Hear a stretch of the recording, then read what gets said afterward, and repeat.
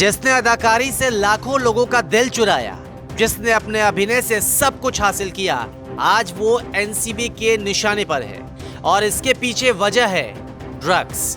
जी हाँ, दीपिका पादुकोण की ही बात कर रहे हैं। दीपिका अब एनसीबी के सामने 26 सितंबर को हाजिर होंगी और सवाल ये भी उठ रहा है कि क्या दीपिका गिरफ्तार हो सकती हैं?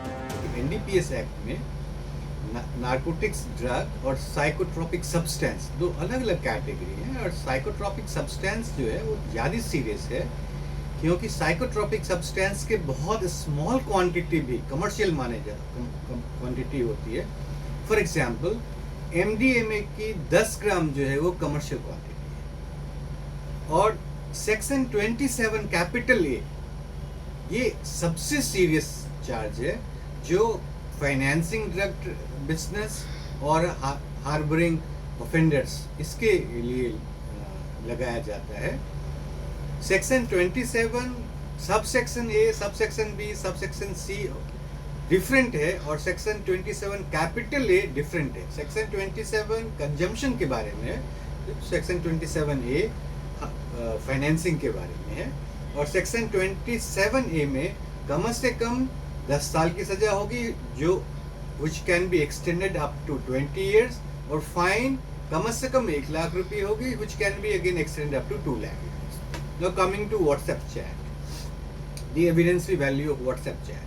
WhatsApp chats electronic evidence है और जो provisions हैं section 65B और section 88A of Indian Evidence Act और इस पे सुप्रीम कोर्ट की recent judgment है, उसमें व्हाट्सएप चैट को मैं दो कैटेगरी में देखता हूँ। एक जब कोई एक्यूज्ड अरेस्ट होता है या किसी के घर से एनसीबी सीज करती है कोई मोबाइल फोन और उससे चैट लेती है। सेकेंड कैटेगरी व्हाट्सएप चैट है जो सर्विस प्रोवाइडर के सोर्स कंप्यूटर से डेटा लिया जाता है या फिर व्हाट्सएप चैट जो मोबाइल फोन से हुआ है उसको सोर्स कंप्यूटर से या सर्विस प्रोवाइडर के सोर्स कंप्यूटर से का सर्टिफिकेट रहता है और then it is as good as primary evidence, very strong evidence, न सिर्फ एफआईआर करने के लिए बल्कि प्राइमा फेसिया किसी एक्यूज के खिलाफ ये बहुत स्ट्रॉन्ग एविडेंस। दीपिका की गिरफ्तारी होगी या नहीं ये बहुत अहम बात है और ये सारी चीजें पूछताछ पर निर्भर करती है।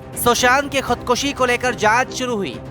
एनडीपीएस है तो खतरनाक एक्ट, एक बार इसके चक्कर में फंस गए तो 10 से 20 साल की सजा तो आम है। अब इसमें रिया हो, रकुलप्रीत हो, शौबिक हो या फिर दीपिका पादुकोण, इन सारे लोगों में खासियत यही है कि एनडीपीएस और आईपीसी के तहत अंतर यही होता है कि उसमें कानून ये मानकर चलता है कि जब तक दोषी सिद्ध ना हो जाए तब तक वो निर्दोष है, लेकिन एनडीपीएस में जब तक निर्दोष सिद्ध ना हो जाए तब तक कानून उसे या अदालत उसे या एजेंसी उसे मानती है यही दोषी है।